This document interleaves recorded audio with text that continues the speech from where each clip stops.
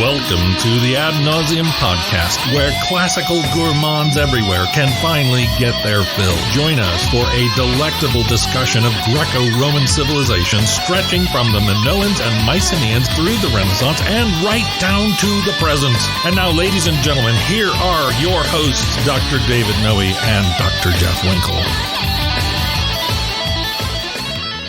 Welcome, Ad Nauseam listeners, to episode 51 of the podcast. It's a sweltering afternoon here in the vomitorium, isn't it, Dr. Winkle? It is brutal. It's like a sauna in here. It is really warm, indeed. Yeah, I'm hoping it's not going to affect our mood today for the show. I don't know. I got to tell you, I'm a little uptight. You're uptight? Surprised?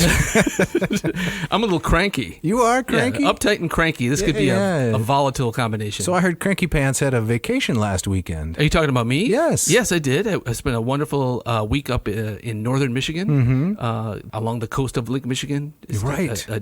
A beautiful part of the state. It was great. Where the mosquitoes have their own podcasts, if I'm not mistaken. They can get a little buzzy. Absolutely. Exactly. A little citronella flame. You're fine, though. You survived it? I did. I heard you did some cooking. I did some cooking. Lots of cooking. Yeah. Lots of swimming. Would you say you're a gourmand? I wouldn't go so far as to say that, but... Do you remember the parental advice, don't swim on a full stomach? I did. I do remember that. You remember it? I broke that rule. You didn't follow it? No. You loaded up and you just belly flopped right in. I loaded up, jumped over the dune and into the lake. Exactly. That's great. Yeah. You were going to ask me some personal questions. I was, but I get the feeling you're not always open. No, that's okay. Okay. Well, a big event happened in your family's life fairly recently. Yes, we sent our second child off to university. To university. Yes. And how are you feeling about that as a dad? Well, you know, I guess, am I a teacher first and a dad second, or a dad first and a teacher second? You're wrestling with that? I am. Okay. And I have to say that, when you're a professional educator, as many of our listeners may be, and you have children, right? That can be a fine line, right? Yeah. Oh, yeah. So I find myself lecturing to blank walls now and to closed doors, and I've lost part of my audience. Well, I hear you, but I mean, my sense is that you can compartmentalize. Like, you have your role as a teacher. That's right. And then you have your role as your dad. And those you keep a healthy distance between. And never the twain shall meet. Exactly. Right. Yeah. So what are we going to bring the audience today? Because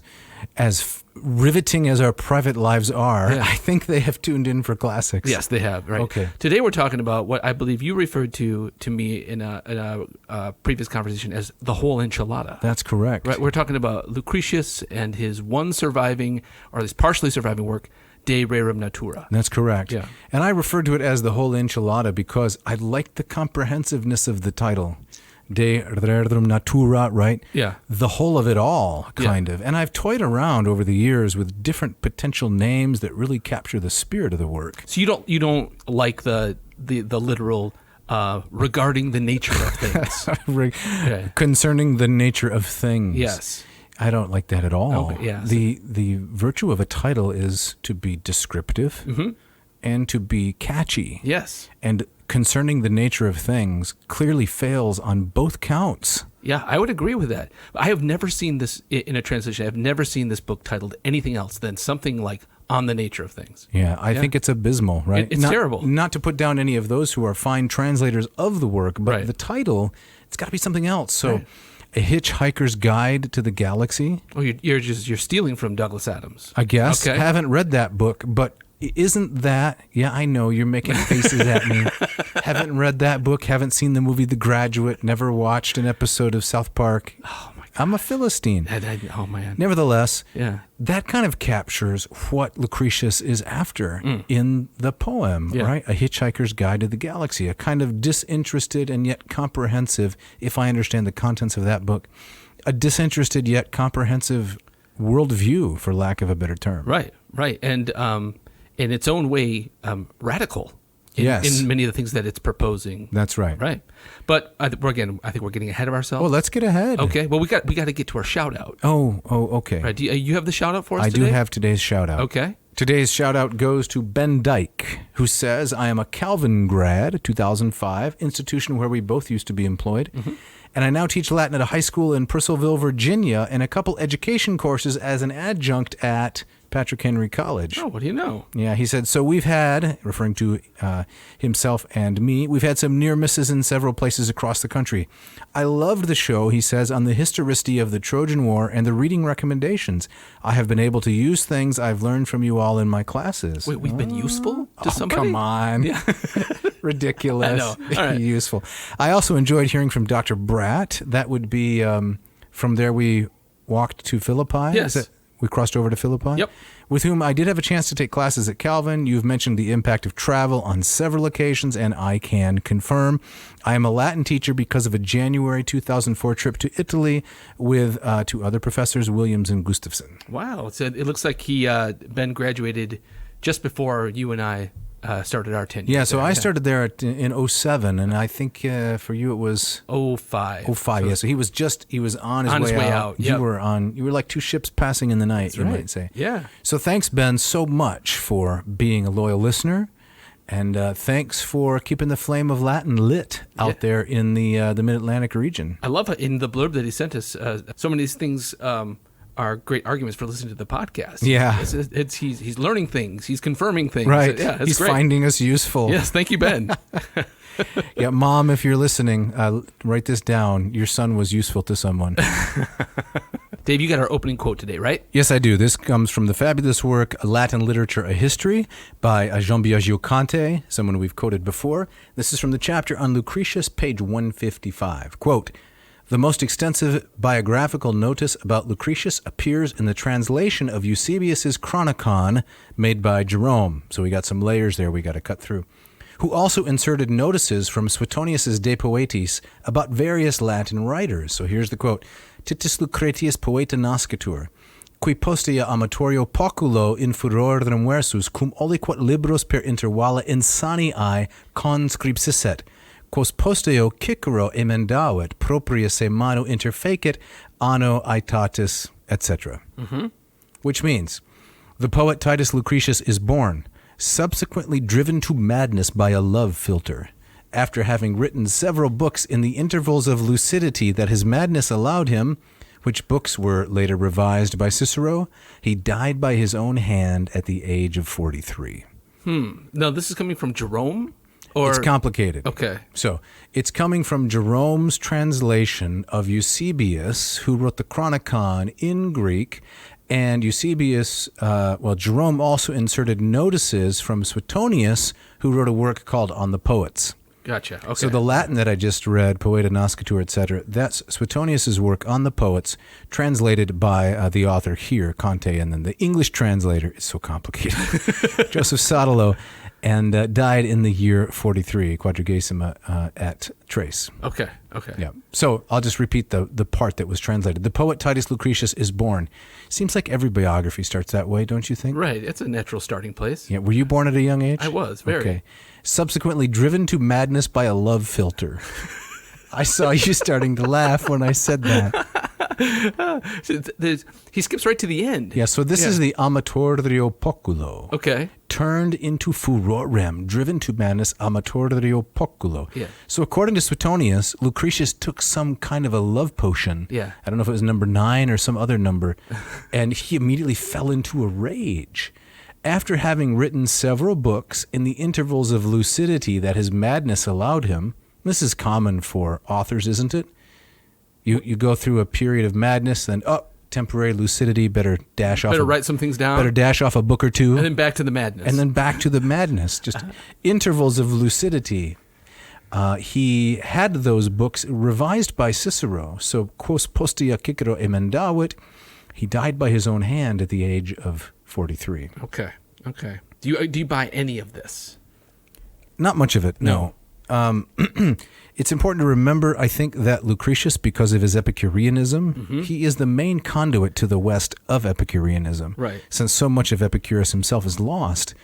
Because Epicureanism was at an all-time low, in the schools of philosophical popularity, you might say, such a distant second, to Stoicism. Sure. Everybody beats up on Lucretius. But I would also say that, what's reflected in that quote is also already a kind of a warped view of what Epicureanism is. Right. Right. Yes. So it's not just that Epicureanism was second place. It was vastly misunderstood. Definitely. Okay. All right. Definitely. So the amatorio poculo, right, the love-filled cup that he drank, which drove him to madness, that's a reference to a caricature of Epicureanism. Right. That it all reduces to the most base and carnal pleasures. Right. Hedonism in the modern sense of that word. Correct. Yes. And so this is a caricature that it goes all the way back to, does it bother you when I say caricature? No, am I giving you a funny look there? No. Okay. No, I'm fine with your use of the word caricature. Which would you rather me use? I have no problem. Okay. I really don't know how to pronounce it. You pronounce it the way I would. So Caricature? Yeah, or caricature. Doesn't matter. In any event. Yes. The pursuit of pleasure, that's the highest good. Yes. The avoidance of pain, that's the greatest evil, the thing we must avoid at all costs. Right. And so even in antiquity, there was this misunderstanding, avoiding the word caricature, of what Epicureanism really advocated. Right. It did not advocate the baser pleasures. So I like to tell my students, when we talk about this, I ask them, I take a little informal poll, and I say, what do you think is the chief pleasure among the Epicureans? And guess what they say? Food. No, they say sex. Do they? Yep. Food is second, drink is third, typically. But as we'll find out as we go through this episode and the companion episode or episodes, yes, this is not the highest pleasure for Epicureans. No. It's actually friendship. Right. Highest pleasure is friendship. In literature, a close second. It strikes me as you're talking and using words like caricature, or the word, even like the word pleasure. I hear the word pleasure, and even that I think has kind of become distorted. Okay. I could be wrong, but I think that the word pleasure immediately kind of carries some baggage with it, that it's something kind of unseemly. Mm-hmm. I don't know, maybe that comes from a kind of a Dutch Protestant. You're going to blame your background here? I am going to blame my background. But the idea that pleasure is immediately suspect simply because it is pleasure. But again, to get down to who Lucretius was, or what the Epicureanism that he adhered to, we have to kind of break down what we even mean by the word pleasure. Yes. Okay, Dave, what does Conte have to say about the reliability of that little biographical sketch? Well, I'm so glad you asked. Here on the same page, in all likelihood, Jerome's notice on the madness of Lucretius ought to be rejected. It is never recorded earlier, not even by Lactantius, another church father, although he metaphorically accused the poet of being delirious and would not have missed the opportunity to refer to so important an episode, that is, the drinking the love potion and falling into madness, had he known of it. The accusation must have first been made in a Christian setting in the 4th century in order to discredit Lucretius's polemic against religion. Okay. So that's the really key part right there. Right.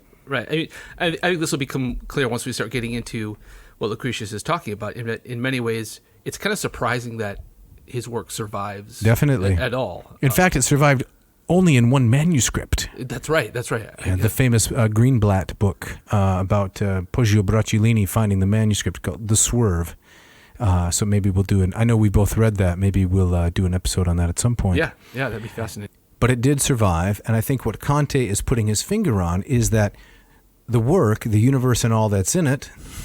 Do you like that? Is that yet another title for this? It's another working title. Okay, yes. The universe and all that's in it. Lucretius has two main criticisms of what's wrong with all of human society. They believe that the gods care about them, and this fear of the gods, this religious motive, makes them fear death. And this is why human beings are miserable. Gotcha. Because they are too religious. Epicurus and then Lucretius say, the gods exist, but they don't care about you. If the gods exist, they're off, at their godlike baseball games and doing stuff like that. They're not worried. Right. Now, correct me if I'm wrong, because it's been a while since I've looked at this, but, the Romans had this concept of the pax deorum, like the peace of the gods. And as I always understood that, it kind of falls in line with what Lucretius is saying, is that things will be better on earth if we can just keep the gods happy doing their own thing. Yes, I think that's right, except the difference is that for Lucretius, human beings can have no effect on the life of the gods. The whole system of ritual and sacrifice is frankly irrelevant. Yeah. The gods neither need nor care about our lives and what we're doing. We're like insects. Yeah. So you think that a guy like Lucretius would find like the augurs with their dancing chickens and their sheep livers just ridiculous? That's all absurd. Right, okay. When you walk through the kitchen, Winkle, and you see an ant, crawling across the floor, do you stop all that you're doing and get down and find out about the ant's needs and wishes and desires, and you listen to the prayers of the ant and so forth? Well, it depends if the ant is on my right or on my left. Right. If the ant is crossing a liminal threshold. It's liminality. There we go again.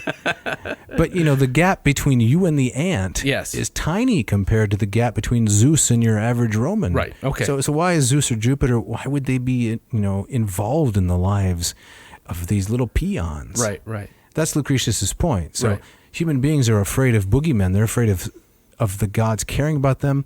And then they have a fear of death when, in fact, death is just annihilation. So if the goal of the Epicurean is to be free from pain, the fear of death has got to be way up there on the pain scale. And so you want to rid yourself of that. Oh, you're right. So you mean that fearing death is causes a lot of pain. Yes. Yes, that's exactly right. A lot of mental anguish. And so that's, in fact, at the top. Yes. Right. It's the chief pain. Have you heard Seinfeld had a bit about the biggest fears of humanity? No. And number one was fear of public speaking, and number two was a fear of death. So he was saying that he would rather be in the casket than giving the eulogy. But fear of death has always been way up there on the list, I think, of human fears across human history. Correct. Yeah. And see, Lucretius, is ahead of his time in identifying, in one sense, what he takes to be the origin of religion, right? The origin of religion is an irrational fear of punishment in the next life. Yes. There really is no next life. It's annihilation, and so you don't need to fear any punishment. That's the Epicurean line that Lucretius interprets to the West, and as Conte tells us, this is why Jerome, Lactantius, and in fact pretty much every Christian author treats Lucretius like a whipping boy, right? He is the exemplar of irreligious, impious, blasphemous thinking. Yes, but he's responding to the pantheism of his day. That's true. He's responding to the gods that appear in mythology. He's not responding to the Christian notion of a single deity. So give Lucretius a break. So you now want to fall back a little bit on your Dutch Reformed heritage and try to interpret Lucretius charitably. I think this is a good move on your part, Okay, Winkle. Don't analyze me. It's a good move on your part because you're right. Yeah. In other words, we don't want to get too far ahead of ourselves in interpretation. Yeah. For a Christian theist, perhaps there is a salutary use of Lucretius and Epicureanism generally. Sure. I mean, I have to think that one of these early Christian fathers read Lucretius and said, "You know what? I don't care for those gods either. Yeah. I don't have anything to do. But maybe it was just kind of his rejection of the divine origin that kind of rubbed them the wrong way. That's all I'm saying. Yeah. To my knowledge, I don't think that Lucretius allowed any caveats. I don't think he said, unless of course we could find a true religion that had a properly dignified view of the divine, who wasn't so easily manipulated by our silly superstitions and rituals. Fair enough. Had there been something like that, you're right, I don't think that the church fathers would have beaten up on him so badly. Right. We should do, I think, a little chronology here. Okay, we got that. We don't know a lot about Lucretius, but what we generally think is that he belonged to the 1st century BC. That's right. He was born approximately 95.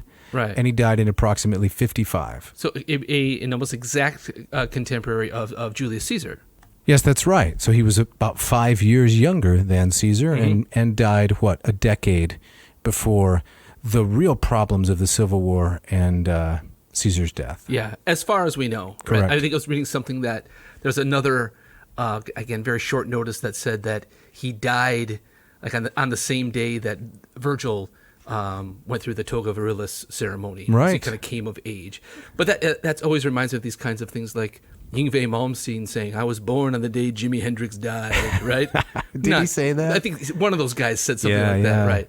And so the idea is that, Virgil comes into manhood to kind of take the place of this guy. Yes, we got to connect the great artists and poets and musicians and athletes. Without a doubt. You connect them together because it just makes it more convenient to remember. Right. You want to see the influence and so forth. Right. So but in terms of history that we can nail down, we have a very loose bracket. Correct. Bracket for Lucretius's life. Right. Yep. So Lucretius is drawing from Epicurus. So Epicurus, an Athenian, 4th century Hellenistic era, right after Alexander the Great. And Epicureanism begins to be popular throughout the Mediterranean. And unlike Platonic philosophy, it's a materialist philosophy. Right. So it's similar to Stoicism in that respect. Stoicism and Epicureanism, both materialist philosophies. Yes. So the only things that exist are the things that are deliverable to the senses. And this, of course, is different for Epicureanism than for Stoicism because of ethics primarily. So not in physics, but in ethics. Go further with that. What exactly can you give an example of kind of what you mean by that? I think I can. Okay. So the Hellenistic philosophical triangle, as it's called, the 3 areas of concern for anybody who, after the time of Alexander the Great, so his death 323 down to 31 BC, during this time frame, the 3 areas of concern are ethics, physics, and logic. Okay. Right? Yep. So ethics is human conduct, human behavior. What should we do? Deontological stuff. How should we act?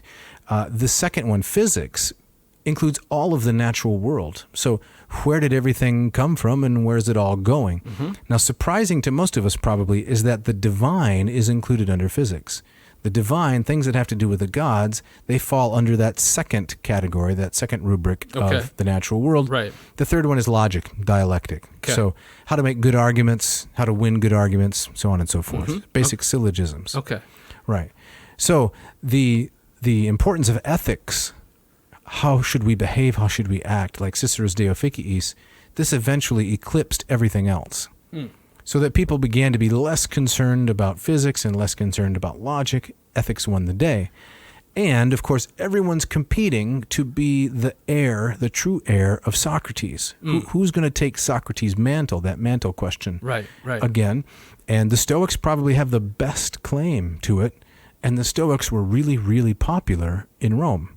Yes. Stoic ethics coincides very closely with the Roman idea of the mos maiorum, right? The traditions of the ancestors. Right. Stoic physics, religious practices, and Stoic logic, not given a whole lot of attention.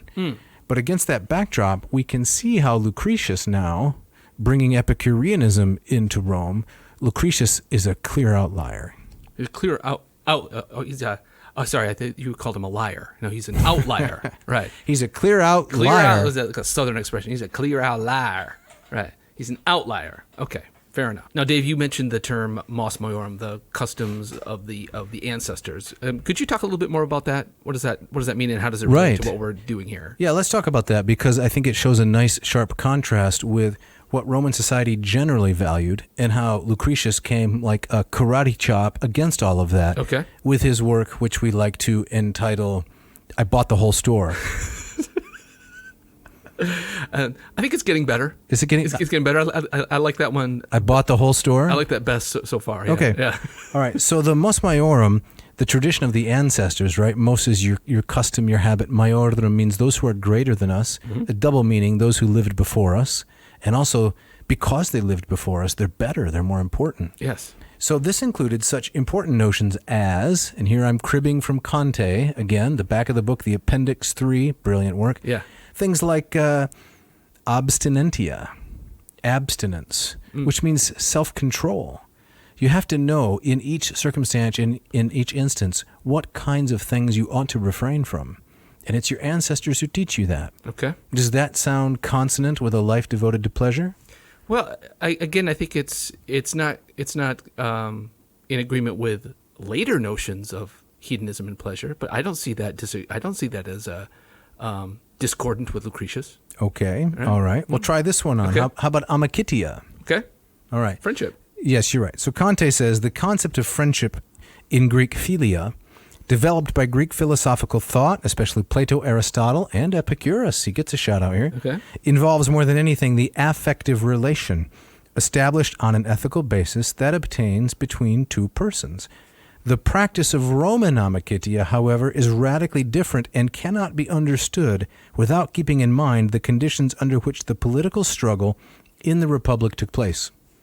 Now, do you remember when we had Ed Watts on the show? I do. Yes, the Mortal Republic. Yep. And he's coming back this fall for the follow-up. I know. Yeah.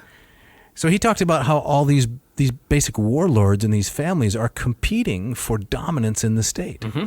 So friendship in that context is not so much the kind of relationship that you and I have, right? Where we get together once a week, we joke about literature, so on and so forth, make fun of each other. Mm-hmm. I mostly make fun of you. Yeah, that's true. Yeah. Amakitia in a Roman context is about forming political alliances for self-advancement. Okay. That's mos maiorum. It's more like a social alliance. So Lucretius's Epicureanism would be more kind of a throwback to the Greeks, would you say? He said pleasure is found in friends having a nice meal in the garden. Yes. Yeah. Yes, but that also is very private. And the Greeks never had a very developed sense of private life until the Hellenistic era. This, as I read the literature and in my studies, such as they are, lead me to understand that after Alexander, after his death, 323, when political life in the polis is no longer possible, because everything is now ruled by warlords, right? There's an inward turn, right? Everyone is now turning inward. In fact, the villas that began to be built around that time, you know, the large homes in the city-states and then the Roman villas, they're all internally oriented. The idea is you surround the things that are important to you with a big wall and you block out the rest of the world. So if you walk down a street, as you've done in Pompeii, it's all dirt and dust and manure and hubbub and bustle, and it's terrible, right? Then you open the door and you go into the atrium of your villa, and now you're in a secret, calm interworld that's like a paradise, right? It's all tranquility. Now this, you know what, this sounds like an argument I would make, and this sounds like an argument that you personally would say, architecture reflecting personal feelings and introversion. No, I'm all for that. Are you really? Yes. That seems like such a non-no-y type of thing to say, but that's why I'm both thrilled but also kind of a little baffled. Yeah. Well, I guess I'm very skeptical of arguments that try to introduce elements of determinism into human behavior. I want to maintain that people act from motives and incentives and desires and wishes and wills and thoughts and principle.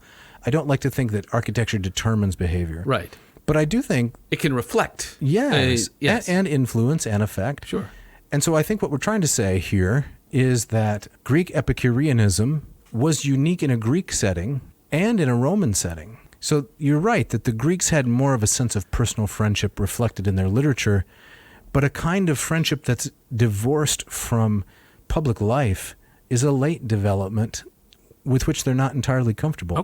It's even more out of place in a Roman setting. Okay. All right. Yeah. I buy that. You buy that? I do. I buy you that. with me? I'm with you. All right. So let's go on then. Okay. Here's another element of the mos maiorum. Please. Auctoritas. The notion of auctoritas, we could translate that as personal significance. I don't want to say authority. No. Just like you don't want to say on the nature of things. Concerning the nature of things. Yeah. The word is part of the oldest legal and religious stock in the Latin lexicon, like augere, auctor, augur, augustus. It expresses the ability to exercise a leading function in political life through one's own influence or one's ancestry. Okay. So do the Winkles own any big soap companies in the Grand Rapids area? We were simple farmers. Were you? We were, yes. You were farming celery and cabbages and things like that out in Hudsonville? Something like that. Potatoes, onions. Okay. Right. Yes. That's what the Winkles were doing. Yes, but no soap. So you weren't aspiring to the kind of auctoritas which would allow you to pull the levers of the state? No, not at all. No. So auctoritas is what every Roman aristocrat aspires to. It's what people think of you, and it, in some ways, determines how you think of yourself. And a lot of that is tied to who your father and who your grandfather were. Correct. Right. What they accomplished, and you can't let them down. It's a dynastic idea. Right. So this concept of auctoritas, it's based on a complex of factors, says Kante. Family traditions, personal qualities, the experience acquired with age, material power, the extent and strength of the bonds of amicitia and clientela, and so on. Okay. So this is quite different than Epicurus and Lucretius' ideas of happiness and the good life is to be found by an inward retreat where you come into your little garden, you sit on a nice teak bench, you pull open a copy of Plato or maybe Dante or something like that, and with a group of close friends, you sip Merlot and you talk literature. You had me at teak. Did you? Did I? Yeah. No, so when you earlier used the phrase that Lucretius comes along and gives a karate chop to this. So this is what you're explaining here. Yes. So this would have, you think when this was published or was circulating, it was being read or performed. Correct. It would have been radical to, for sure, to a general Roman idea of how one should be and what one should aspire to. Okay. Yeah, the radicalness of it is not its existence, because of course the Romans knew about Epicurean philosophy as a Greek phenomenon. Right. So the radical nature of it is the introduction of it into a Roman context. So you can pursue all that Greek stuff if you want to. You can read about it, but for heaven's sake, don't try to live like an Epicurean. Gotcha. Because you've got to be useful to the state. Where is your service? But Cicero mentions Lucretius once, and very favorably, admiringly. Right? Yes. Yes. So which surprises me, given what you're saying, that someone like Cicero would given his own ambitions. What do you got against Cicero? I have nothing against Cicero. It just seems like for a man of his own ambitions and service to the state, it would seem that he would have some harsher words for somebody like Lucretius. Yeah. Well, I think he lumps Lucretius together with the Neoteroi, right? These are the young pups, the new generation of poets who are not celebrating the virtues of the state and the pride of personal accomplishment in the service of the state. But Cicero is enough of a Hellenist, enough of a Philhellen. He can recognize good literature. So he said, it's got a good beat, you can dance to it. Basically. Okay. That's a little dismissive. Can you see Cicero in his toga cutting the rug? I can. Tripping the light fantastic? Yes, I bet he had some moves he had some when moves. No one was watching. All right, so one more term I'd like to mention in the Mos Maiorum, the constellation of about a couple dozen terms. Okay. Before we get down to Lucretius himself. Okay.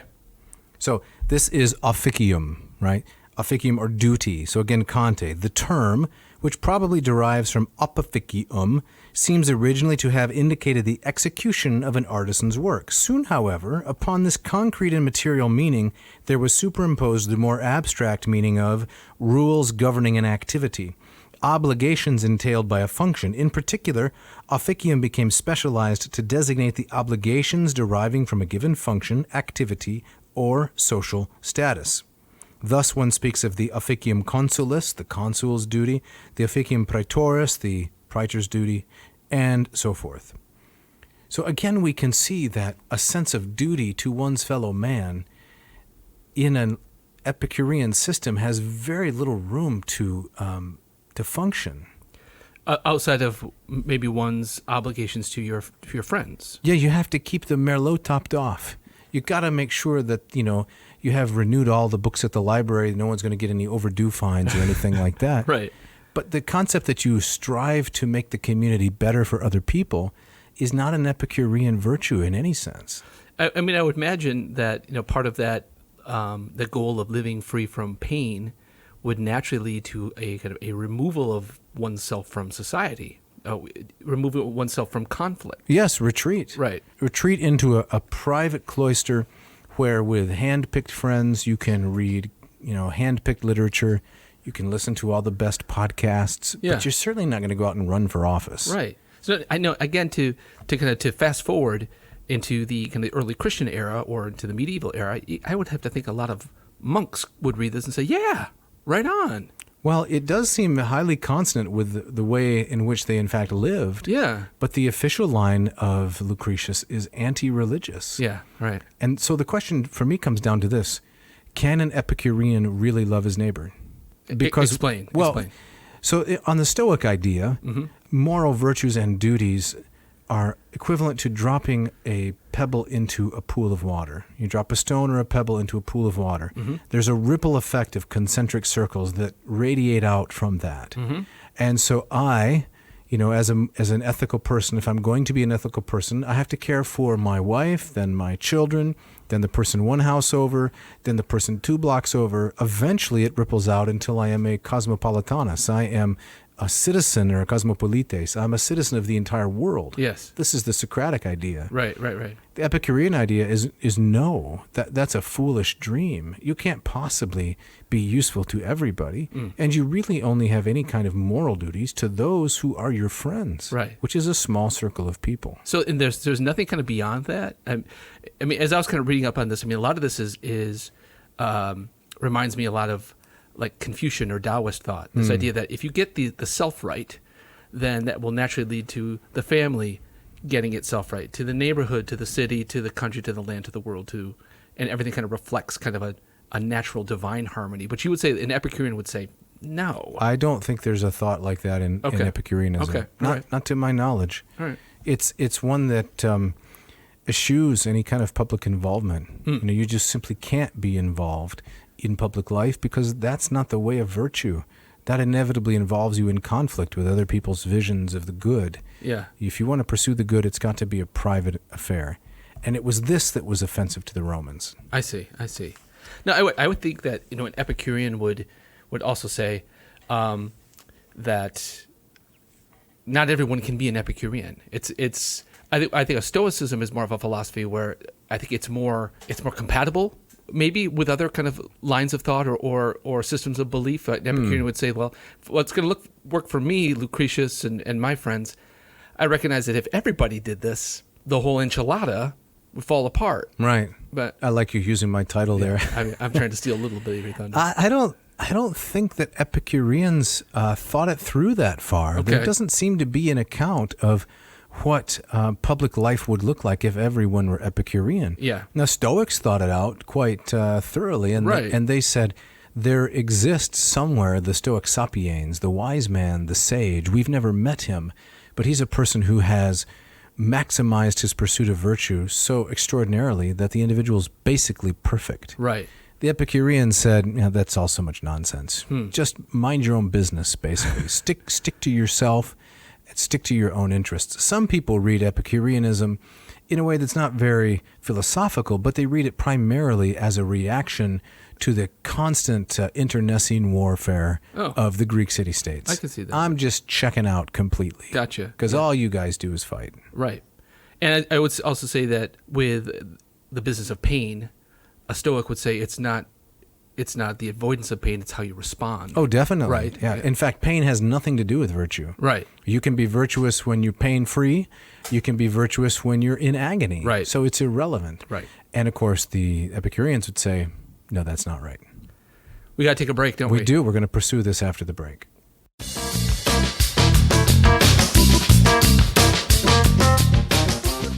This episode of Ad Nauseam is brought to you by Ad Astra Roasters. Ad Astra Roasters is a veteran-owned specialty coffee roaster located in Hillsdale, Michigan. Founded in Kansas in 2018, Ad Astra Roasters takes its name from the Kansas state motto Ad Astra per Aspera, to the stars through adversity. Dave, what's your favorite blend from Ad Astra? Well, until this week, I was going to say Tenebris, which I really like. But that's held the top spot for so long. Has held the top spot. But they sent me this new roast called the Whitney. The Whitney. Yeah. This is named after a Hillsdale College graduate who was a Civil War hero. Is that right? It's good coffee. Yeah, I'm making my way through the bag slowly, meticulously. It brews up a good cup. I'm loving it. It's lighter than the Tenebris? It is lighter. Lighter roast? Definitely. Okay, yep. yeah. Very sweet, a little bit nutty. Okay. It's really delicious coffee. Excellent. I look forward to trying it myself, but where I'm at right now, still Tenebris is at the top. It's a fun product to even look at. The poetry series is a great option for those wanting to read a great poem while drinking their even better coffee. Head to adastraroasters.com, listeners, and get 15% off when you put in the coupon code ANAA at checkout. Check it out. This episode is also brought to you by the good people at Hackett Publishing, with offices in Cambridge, Massachusetts, and Indianapolis, Indiana. Hackett has been bringing high-quality classical offerings to its readers for more than 40 years. Yes, I love their translations. I have them in my personal library. I have them on the shelves in my office. I use them in class. They're affordable, reliable translations that are close to the original languages, attractive covers, really clever cover art. I love it. My students love it. Yeah. I can't say enough about it. Good design, good layout. Yep. Later in this episode, we're going to be quoting from Smith's translation of Lucretius' famous poem. Yep. You can also go to Hackett and check out their Bryn Mawr commentaries. They have a full collection. So these are readers' commentaries. If you're a serious student of Greek and Latin, you need some help with Aristophanes' Clouds or the Plutus one of the plays, the comedies that we mentioned in our last episode, you can go there, check out their enormous catalog. And let's say also, Jeff, that they have been supporting the classics faithfully for some time now. Yes, many, many years, and they were with us from the very beginning. Yes, that's really incredible. You know, it's sad sometimes to see the way in which classics has started to be a little bit marginalized in the broader society. You know, you see the things in the papers about this or that being canceled, but let's celebrate a success. Definitely. I mean, not the success of the podcast. I mean, Hackett supporting the promotion of the classics. Right. That's something to be really pleased about. Exactly. So, listeners, if you want to benefit, go to hackettpublishing.com, HACKETT publishing.com. Find one of these wonderful texts, put it in your grocery cart there. Enter the coupon code. Did you say grocery cart? Well, isn't that what it is? It's the little icon. I have to just break in a grocery cart. So what, they're throwing books in there and avocados and maybe a rotisserie chicken. Exactly right. I don't think so. No. Maybe some brie. Okay, what kind of a basket? It's just called a shopping cart. That's the generic term. Shopping cart. Grocery cart. All right, so go to Dave's shopping cart. Enter the code AN2021, and they will receive what, Dave? Well, along with the cheese sampler, they're going to get 20% off all of their titles and free shipping. Free shipping. Great stuff. And finally, this episode is brought to you by Ratio Coffee. Ladies and gentlemen, Mark Helwig and his team from Portland, Oregon have done it. They have found a way for you to brew incredible coffee at home. No need to go down to the drive-thru or whatever stupid... You're going to try to come up with some funny names for imaginary coffee boutiques, right? I was, but I'm all tapped out. Are you? Yeah, exactly. Well, it's a hot afternoon. The places where the coffee is mass-produced. Exactly right. Mass-produced. What I'm trying to say, there's no need to go there. No. Right. So there's no grounds for going there. Oh, man. You should have done this more. No, I shouldn't have. But Ratio Coffee, two machines that they sell. The Ratio 6 and the Ratio 8. Yes. Now, the Ratio 8 availability has been low, but very soon we hope to have a special promotion here on Ad Nauseam, so you can pick up a Ratio 8. That's the one that I have at home on my countertop. Yeah, we've heard. Yeah, okay. Yeah. It's a beautiful machine, a work of art. I'm not so crazy about the modern art aesthetic, but this machine, gorgeous. Excellent. Tell us about the 6, Jeff. The 6 is, it's a beautiful machine in its own right. Every morning I hit the button. It goes through the bloom stage. It goes through the brew stage. It goes through the ready drink it stage. Right. It's wonderful. I compare it to the previous machine I had. There's no contest. Yeah, you'd have to go through what, 20 or 30 of those probably. Exactly right. Yeah. And you will, because those things are manufactured with a shorter half-life than a pet hamster, frankly. Absolutely. But the Ratio 6, that thing's going to last a generation. Yes, and my wife loves it. But your wife? She is a much tougher audience than I am. Is she kind of a coffee snob? She's a coffee snob, but she's mentioned a number of times, like, I really like this machine. Yeah, she loves beautiful, it. Makes a great cup of coffee. Yeah. It's got some kind of a Fibonacci head. Yes. That allows the water that's superheated, well, it's technically not superheated, but 200 degrees Fahrenheit to come down into the cone, disperse all of the nasty CO2 into the biosphere, and what goes down into the carafe? Well, the best coffee you've ever tasted. Sweet, delicious coffee. That's right. It's not just that it's as good as what you'd get at the brew beanery basket and boutique barn. It's better. It's better. And you can make it at home. Yes. Right. So Dave, how can our listeners benefit from... oh, yeah. We want to tell them that. Yes, don't we do. Yes. Yeah, they need to go to ratiocoffee.com, RATIOCOFFEE.com. Check out the Ratio 6 comes in 3 colors. And when you get to the checkout portion in your grocery cart, you want to put in there the code ANCO. That's right. And you will save... You will save 15% off 15% on your purchase. You won't regret it. Nope, check it out.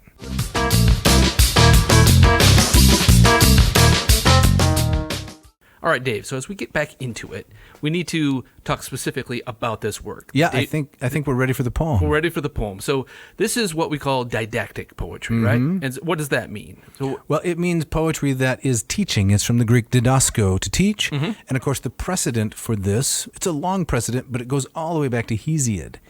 Now, the listener will remember because the listener has listened to all the episodes of Ad Nauseam. Yes, of course, right. And we had 2 wonderful episodes on Hesiod. I don't think they were wonderful. No. But they were early. the first one was Working for a Living. Yeah. And it was based on Hesiod's Works and Days. Yes. And the second one was... Theogony and the Ecstasy. Yeah, Theogony and the Ecstasy, That's right. which was about his theogony, right? The origin of the gods.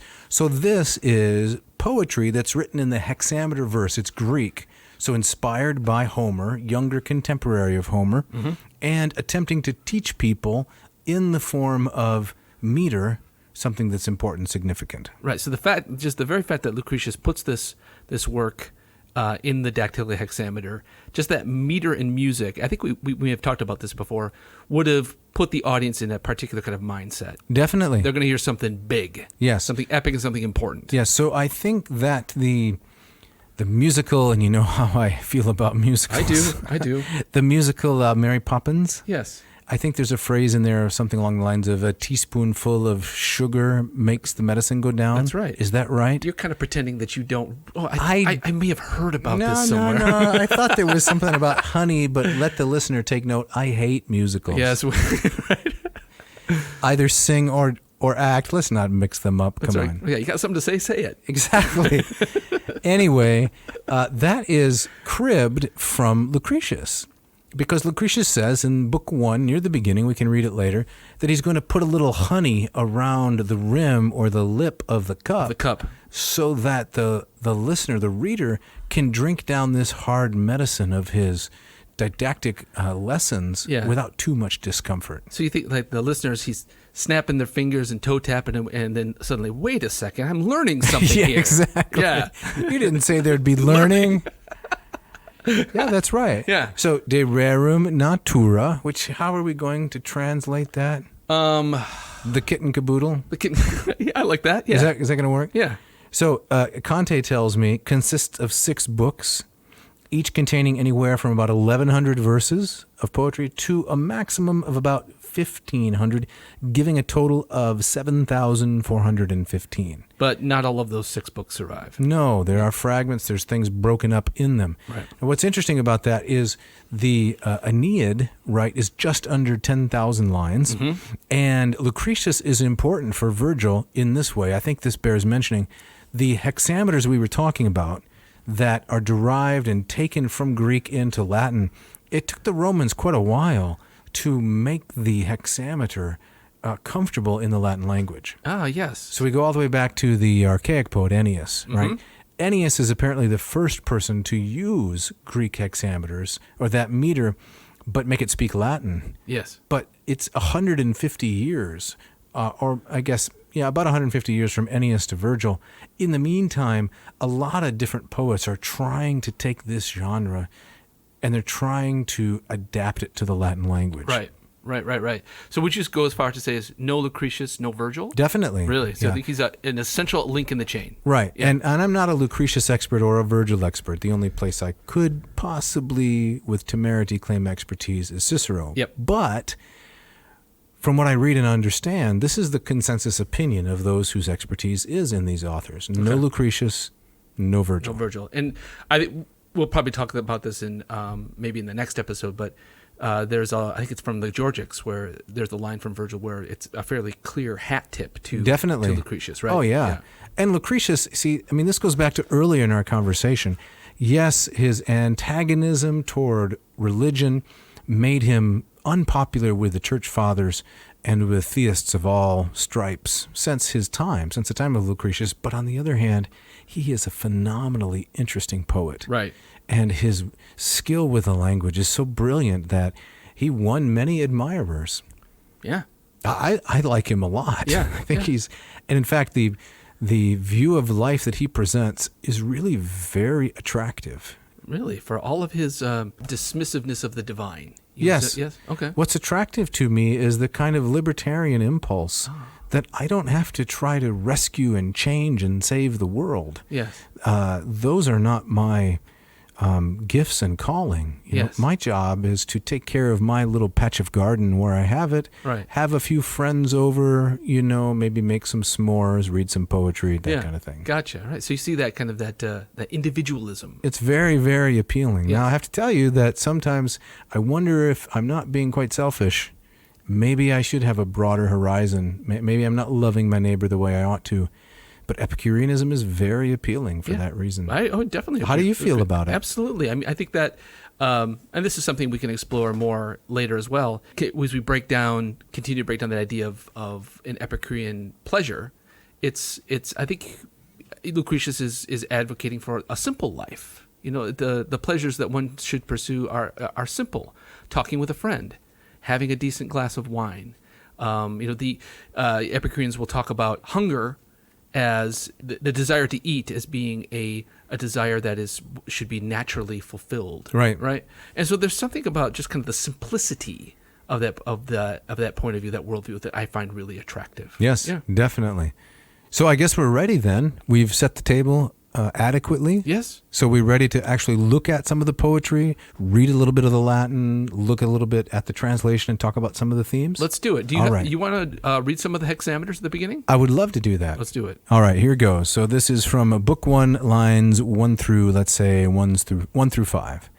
Aeneadum genetrix hominum dewam quebaluptas, alma bonus caelis subter labentia signa, quae marana vigerum quae terras frugi ferrentis, concelebras per te quoniam genesam nanemantum, concipitur vi sit quex ortum lumina solis.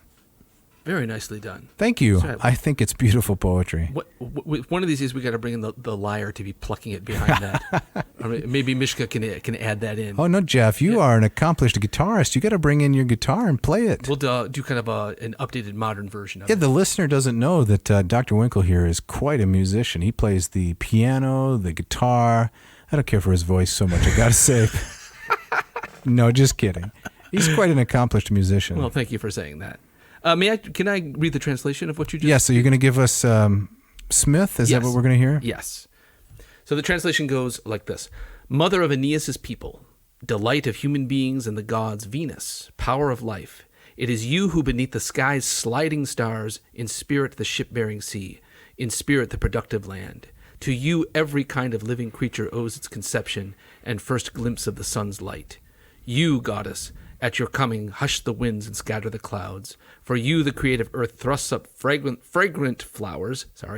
For you, the smooth stretches of the ocean smile, and the sky, tranquil now, is flooded with effulgent light. Ah, very nice. And that's Smith's translation, isn't it? It is. Yeah, the one that comes to us courtesy of Hackett.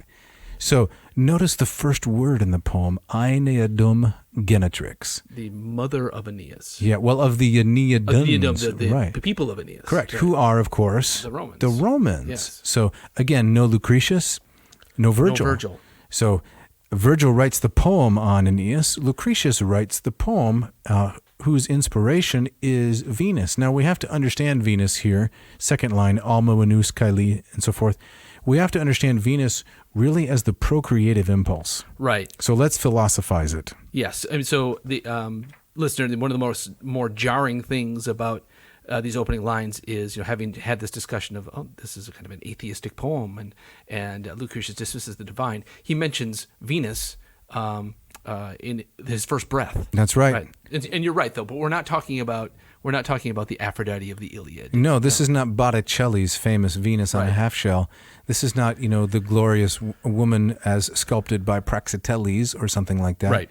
This is the need for all things to produce after their kind. Right.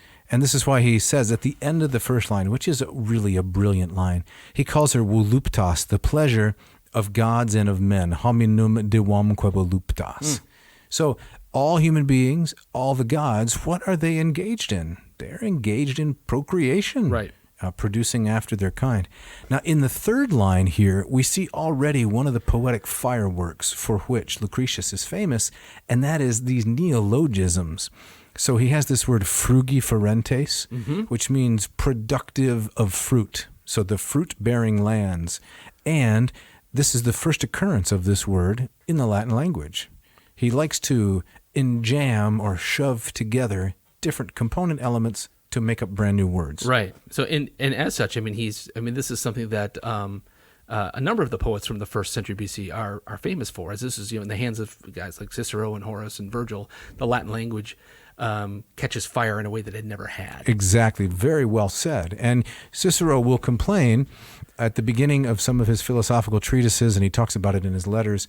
He says, the Greek language is so full and rich for expressing abstract and delicate ideas. And he says, I really had to invent this stuff for Latin because it doesn't have these kinds of ideas. Right. And so Lucretius is leading the way in this. I also really like the lines that follow after that, the lines that you read. To you, every kind of living creature owes its conception and first glimpse of the sun's light. At your coming, goddess, you hush the winds and scatter the clouds. For you, the creative earth thrusts up fragrant flowers. Now, as I teach this, and as I try to explain to students what this means, I think that the Latin here is dactylus in line 7, the end of line 7, dactylus. So you can hear the word there, daedalus, right? So it means creative or productive, or the earth is always making stuff. Right. So in my mind's eye, I see Venus moving along across the landscape, and it's like that scene from The Wizard of Oz. Where everything turns to color. Exactly. Right. So though I hate musicals, I'm throwing in another musical reference.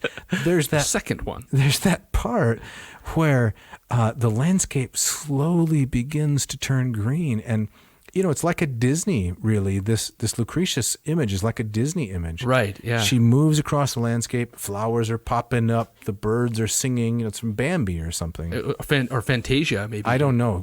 Tell me about Fantasia. It's been years, but it's a weird kind of psycho trip of a Disney cartoon. But there's lots of kind of mythological imagery and lots of nature imagery, which reminds me of this. It strikes me as we're looking at this too is, in some ways, the better corollary for the Venus in Lucretius's poem is, again, not Aphrodite, but more like Demeter or Dionysus, wherever he steps, the vines spring from the earth, that kind of pure nature. Yes, so why not an invocation here? Because Venus is the muse, right? Mm-hmm. Venus is the muse. Why doesn't Lucretius invoke some other goddess? Well, I think it's because of the connection between Venus and the Roman people. Right. It's that Venus as the mother of Aeneas, and Aeneas as the father of the Roman people to stretch it. Yes, for sure. Yeah. So I think he's and I think this is also kind of part of that honey on the cup too. Mm-hmm. He doesn't start. His first line isn't "forget the gods, let's go in this direction."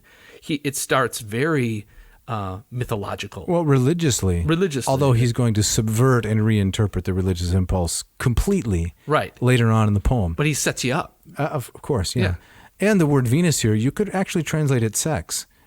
Anybody wants to go back and listen to the William Perkins episode? I don't know what number that was. Seems like it was 18. I think it's around 18. Cranks for the Memories. Yeah. That's the one that Jeff came up with. Right. And we were talking about the different things that will harm your memory. And one of them was nimbus Venus, too much Venus. Too much sex. Right. So the word here, Venus, this is really what Lucretius is talking about. Yes. It's this impulse. You can see it in the gods and their love affairs. You can see it among mortals.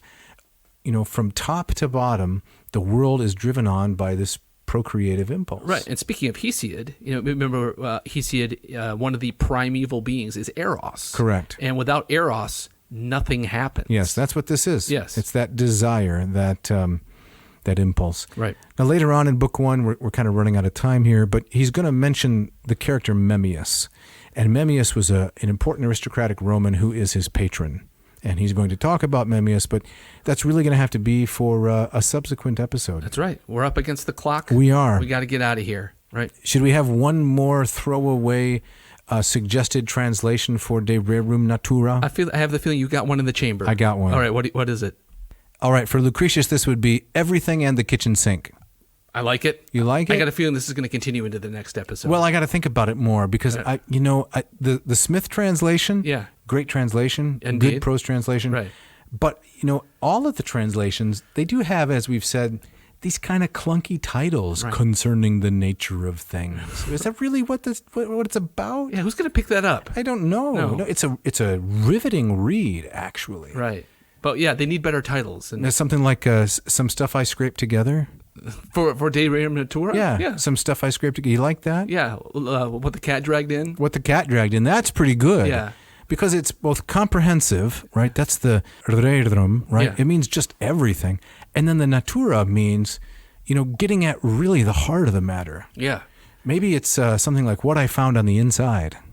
Ooh, I like it. You like that? This is getting better. Okay. Let's save some stuff for the next episode. All right, we'll save it for the next episode. We do got to get out of here, don't we, Jeff? Yeah, but we have some people to thank before we We do have to thank some people. We need to thank Mishka, the intrepid sound engineer. Yep, makes us sound great every week. Yes, she does. Thank you for putting this together so beautifully.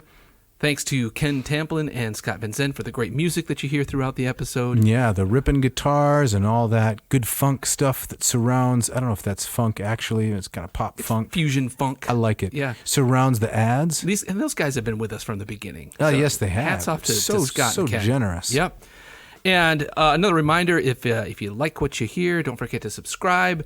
Give us a nice review on the podcast. If you don't like it, tell us what you don't like. You want them to tell us what they don't like? I want our listeners to be honest. Okay. Right.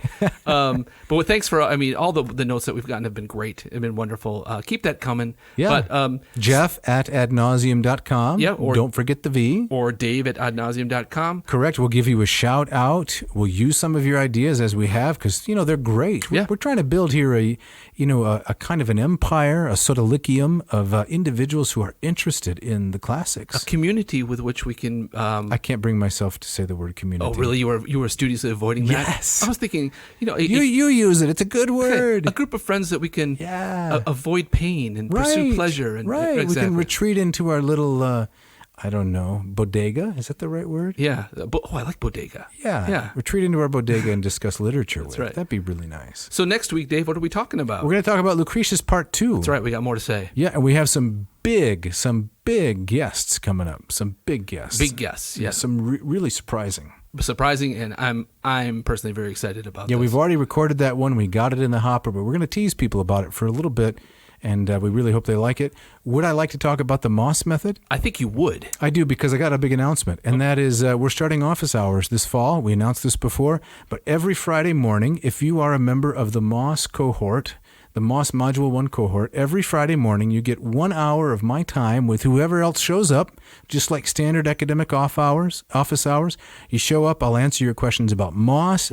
I'll take your questions on Homer, Plato, the New Testament, the Church Fathers. Don't promise I'll be able to answer all of them, but I will find the answer if I don't have it. Just hanging out with Dave. And studying Greek. That sounds great. Yeah, and there's more.